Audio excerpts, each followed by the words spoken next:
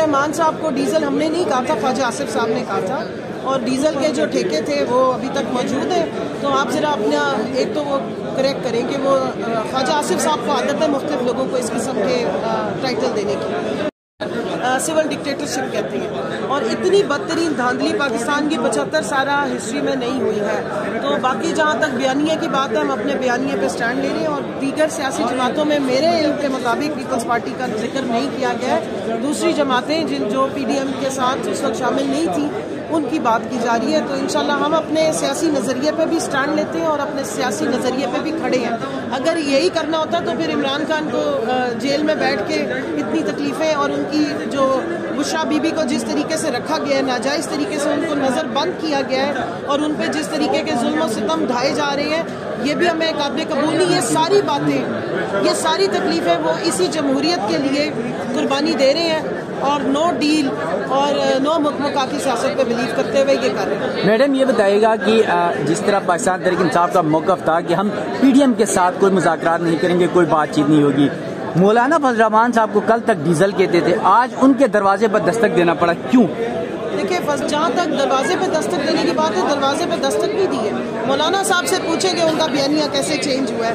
اب وہ کہتے ہیں کہ ہماری دماغ کی لڑائی تھی، جسم کی لڑائی نہیں تھی، اور آج وہ دھاندلی کا شور مچا رہے ہیں. تو مولانا صاحب جو پروٹیسٹ کرنا چاہتے ہیں اس کے حوالے سے انہوں نے بات کی ہے. ابھی ہماری نہ ان سے کوئی مذاکرات ہوئے ہیں اور نہ مجھے لگتا ہے کہ آگے ہو سکتے. اچھا، آپ کی حکومت گرانے کے حوالے سے مولانا فضل الرحمان صاحب نے جو انٹرویو دیا ہے گزشتہ روز سما ٹی وی کو، اس میں کہا کہ جنرل باجوہ اور جنرل فیض حمید نے گرایا تھا. فیض حمید کے ساتھ پی ٹی آئی کے بڑے اچھے تعلقات تھے. دیکھیں، میں ان کے بیانیے کی ترجمانی تو نہیں کر سکتی، میں تو فیکٹس پہ بات کروں گی. فضل الرحمان صاحب 16 مہینے حلوہ کھاتے رہے حکومت کا، اور وہ پی ڈی ایم کے روئے رواں تھے. مین انجن جو ہے وہ پی ڈی ایم کی ٹرین 12-13 جو ڈبوں کی ٹرین تھی، اس کے انجن تو مولانا فضل الرحمان صاحب تھے. آج ان کا ضمیر کیسے جاگ گیا؟ آج وہ حقائق کیوں سامنے لے کر آ گئے؟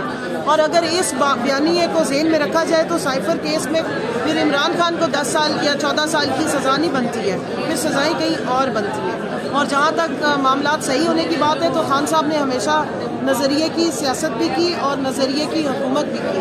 وہ بائی بکس چلتے ہیں، کانسٹیٹیوشن کی پابندی کرتے ہیں اور اپنی جو حدود و قیود تھی اس کے بیچ میں رہ کے آپریٹ کرتے رہے ہیں. تو جو بیانیہ ہمارا تھا وہ ہم آج بھی اس پہ سٹینڈ کرتے ہیں، اور جو فیکٹس تھے سائفر کیس سے ریلیٹڈ بھی اور ووٹ آف نو کانفیڈنس کے، وہ اوپن ہے. ہم نے سب نے وہ بیانات دیے ہوئے.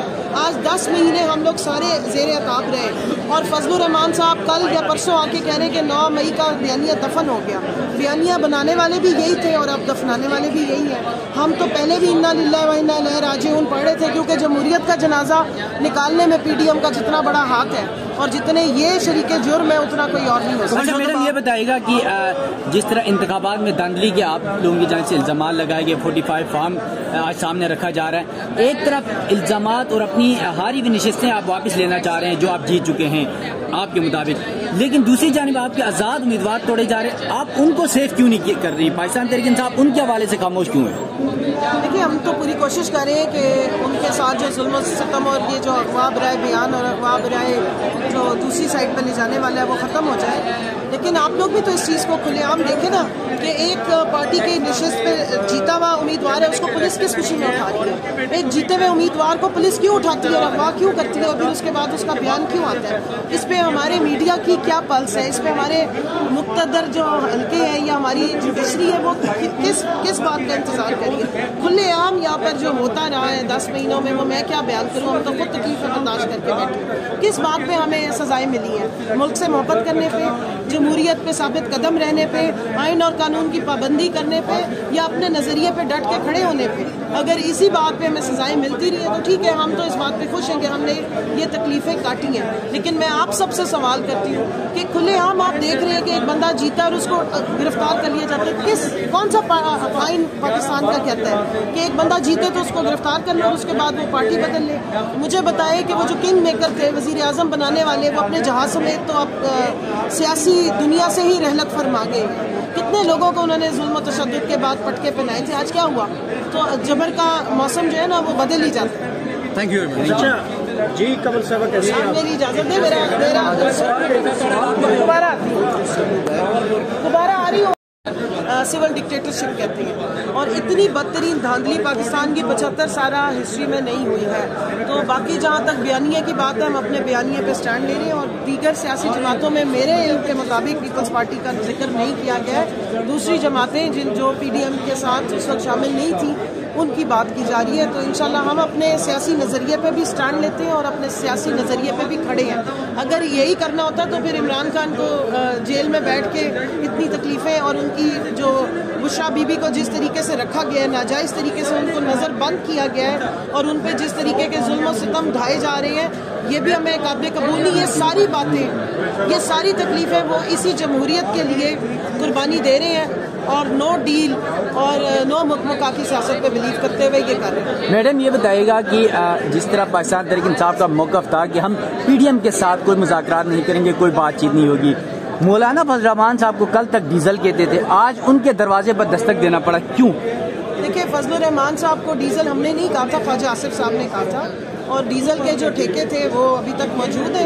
तो आप ज़रा अपना एक तो वो करेक्ट करें कि वो ख्वाजा आसिफ साहब को आदत है मुख्तलिफ लोगों को इस किस्म के टाइटल देने की। जहाँ तक दरवाजे पे दस्तक देने की बात है, दरवाजे पे दस्तक भी दी है। मौलाना साहब से पूछेंगे उनका बयानिया कैसे चेंज हुआ है। अब वो कहते हैं कि हमारी दिमाग की लड़ाई थी, जिस्म की लड़ाई नहीं थी, और आज वो धांधली का शोर मचा रही हैं। तो मौलाना साहब जो प्रोटेस्ट करना चाहते हैं उसके हवाले से उन्होंने बात की है। अभी हमारी ना उनसे कोई मुज़ाकरात हुए हैं और ना मुझे लगता है कि आगे हो सकते। अच्छा, आपकी हुकूमत गिराने के हवाले से मौलाना फजल रहमान साहब ने जो इंटरव्यू दिया है गुज़िश्ता रोज़ समा TV को, उसमें कहा कि जनरल बाजवा और जनरल फैज़ हमीद ने गिराया था। फैज़ हमीद के साथ तो PTI के बड़े अच्छे ताल्लुकात थे। देखिए, मैं उनके बयानिए की तर्जुमानी तो नहीं कर सकती, मैं तो फैक्ट्स पे बात करूंगी। फजल रहमान साहब 16 महीने हलवा खाते रहे हुकूमत का और वो PDM के रुए रवा थे। मेन इंजन जो है वो PDM की ट्रेन 12-13 जो डब्बों की ट्रेन थी, उसके इंजन तो मौलाना फजल रहमान साहब थे। आज उनका ज़मीर कैसे जाग गया, आज वो हक़ाइक़ क्यों सामने लेकर आ गए? और अगर इस बयानिए को ज़हन में रखा जाए तो साइफर केस में फिर इमरान खान को 10 साल या 14 साल की सज़ा नहीं बनती है, फिर सज़ाएँ कहीं और बनती हैं। और जहाँ तक मामलात सही होने की बात है तो खान साहब ने हमेशा नज़रिए की सियासत भी की और नज़रिए की हुकूमत भी की। वो बाय बुक्स चलते हैं, कॉन्स्टिट्यूशन की पाबंदी करते हैं और अपनी जो हदूदों क़यूद थी उसके बीच में रह के ऑपरेट करते रहे हैं। तो जो बयानिया हमारा था वो हम आज भी उस पर स्टैंड करते हैं और जो फैक्ट्स थे साइफर केस से रिलेटेड भी और वोट ऑफ नो कॉन्फिडेंस के, वो ओपन है। हमने सब ने वो बयानात दिए हुए। आज 10 महीने हम लोग सारे ज़ेर अताब रहे और फजल रहमान साहब कल या परसों आके कह रहे हैं कि 9 मई का बयानिया दफन हो गया। बयानिया बनाने वाले भी यही थे और अब दफनाने वाले भी यही हैं।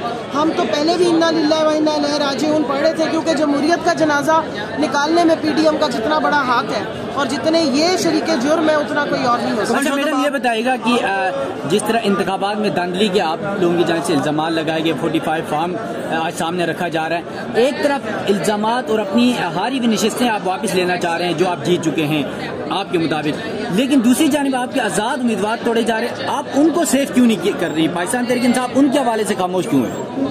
देखिए, हम तो पूरी कोशिश कर रहे हैं कि उनके साथ जो जुल्म सितम और ये जो अगवा बराए बयान और अगवा बराए जो दूसरी साइड पर ले जाने वाला है वो ख़त्म हो जाए। लेकिन आप लोग भी तो इस चीज़ को खुलेआम देखें ना कि एक पार्टी के नशिस्त पे जीता हुआ उम्मीदवार है, उसको पुलिस किस खुशी में उठा रही है? एक जीते हुए उम्मीदवार को पुलिस क्यों उठाती है, अगवा क्यों करती है और फिर उसके बाद उसका बयान क्यों आता है?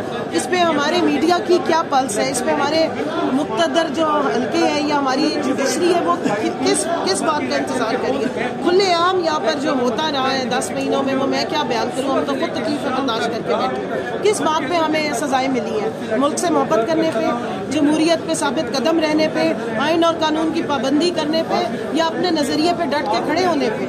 अगर इसी बात पे हमें सजाएं मिलती रही है तो ठीक है, हम तो इस बात पे खुश हैं कि हमने ये तकलीफ़ें काटी हैं। लेकिन मैं आप सबसे सवाल करती हूँ कि खुलेआम आप देख रहे हैं कि एक बंदा जीता और उसको गिरफ्तार कर लिया जाता है। कौन सा आइन पाकिस्तान का कहता है कि एक बंदा जीते तो उसको गिरफ्तार कर लो और उसके बाद वो पार्टी बदल ले? मुझे बताए कि वो जो किंग मेकर थे, वज़ीर आज़म बनाने वाले, वो अपने जहाज़ समेत तो अब सियासी दुनिया से ही रहलत फरमा गए। कितने लोगों को उन्होंने जुल्म और तशद्दुद के बाद पटके पहनाए थे, आज क्या हुआ? तो जबर का मौसम जो है ना वो बदल ही जाता है। Thank you very much. जी कमल साहब कैसे हैं? मेरी इजाज़त है, मेरा दोबारा आ रही हो।